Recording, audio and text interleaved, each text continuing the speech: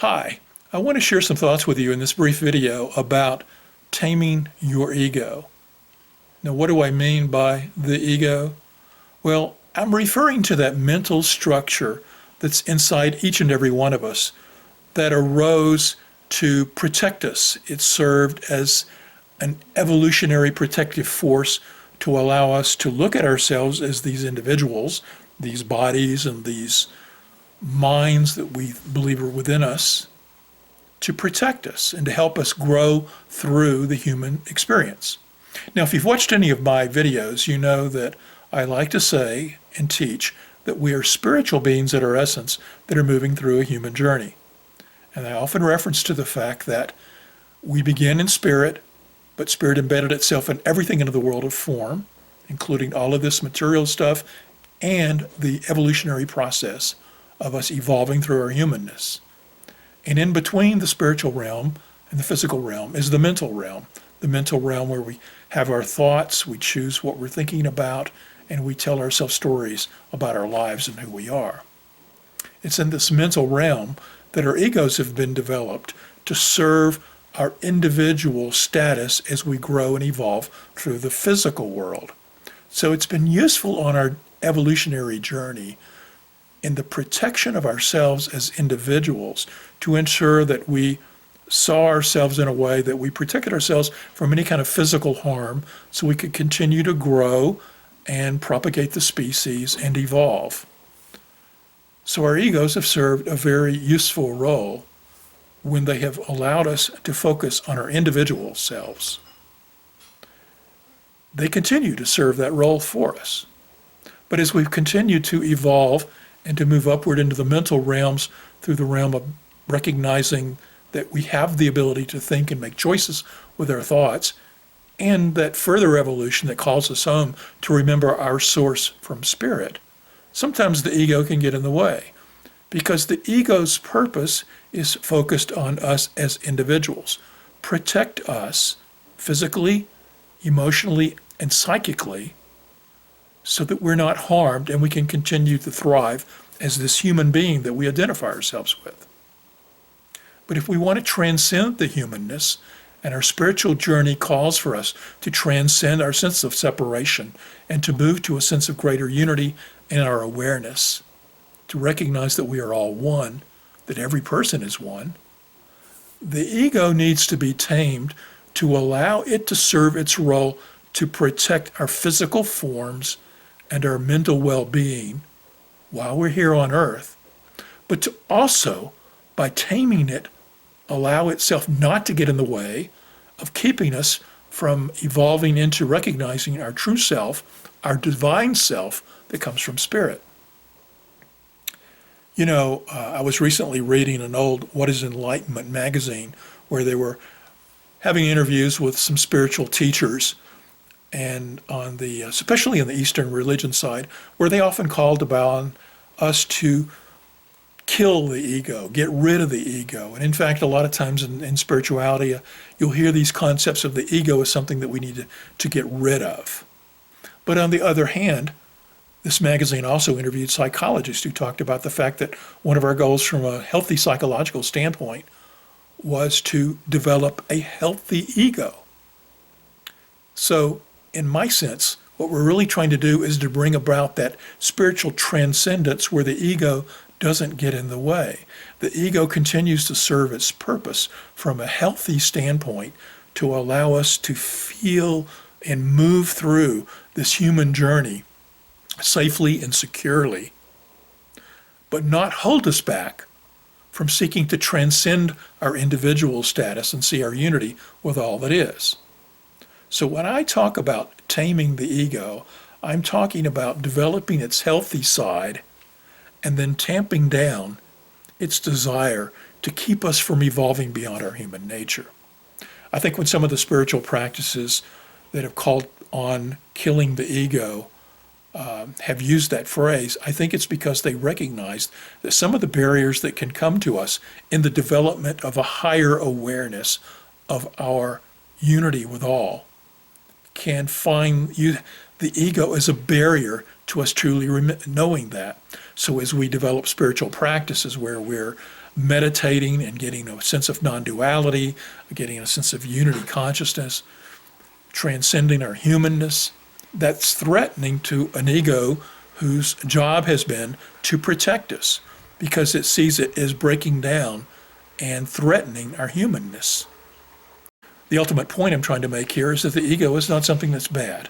It's something that's useful to us on our spiritual journey through our human realm, but it can also hold us back as we transcend the human realm and move to the spiritual realm.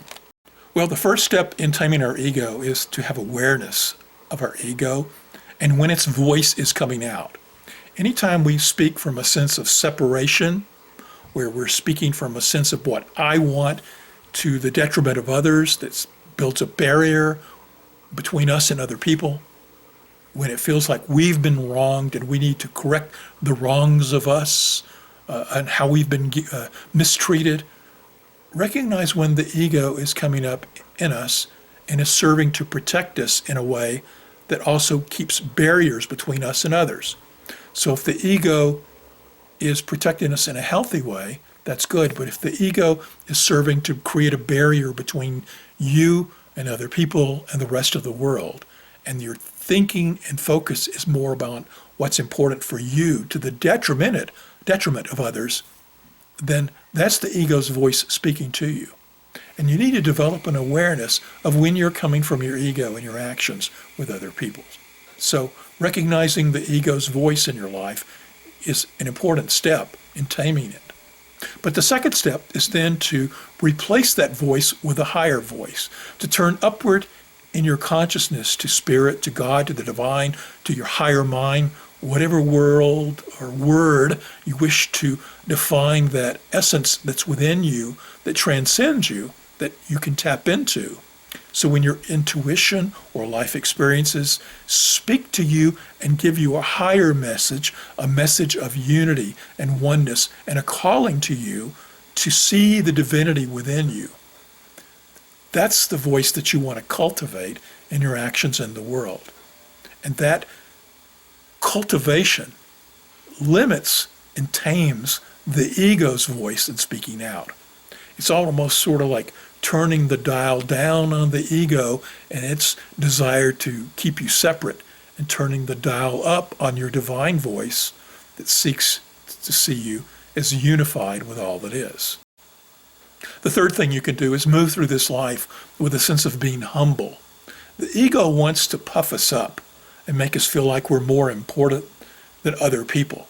That, again, gets into competition and comparison. When we walk through life with a sense of humbleness, then we recognize that there are limits to what we know and who we are. Now, in the big scheme of things, there are no limits, but the limits are in our consciousness. And so we can be humble by recognizing that where we are on the path still has so much more to grow and to know, that we live in this vast universe of things that are beyond our comprehension in this moment. And the more we have this sense of self-assuredness and know-it-allness, the more we're coming from our ego. The more we walk through life with a sense of humbleness and recognizing that we don't know it all, that is an openness to taming your ego. I've often said that the more I know, the more I recognize I don't know. What that points to me is the fact that the more I feel like I discover about this universe and our spiritual workings within it, my ego doesn't get fed by that, but instead my humbleness does. My sense of there's still so much more I don't know that I need to understand better. And that humbleness is a taming of my ego. Mixed with that is a sense of gratitude, gratitude for life itself, gratitude for all the gifts that I've been given in this life. The more we can walk through life with humbleness and gratitude, the more our ego will be tamed and tamped down.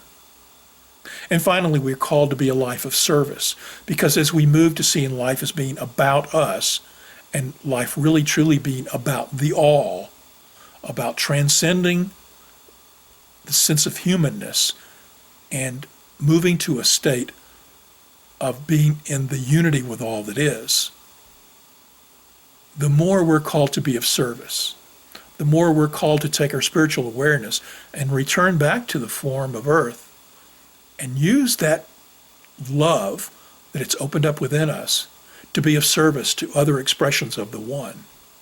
The more we see ourselves united with other people, the more we want to serve and support other people. The more we see ourselves united with the planet and the universe, the more we want to be a force for good for this planet and the universe. So ultimately, taming the ego is about recognizing the goodness and the good role that your ego has played in your evolutionary development, but how it also can limit you to continue on your spiritual path and your spiritual evolution to the state of oneness by taming your ego in the steps that we just outlined and others that you might come up with in your own special way. The more that we can move further on our spiritual path and create a world that works for all. I hope this has been beneficial, and I appreciate you watching.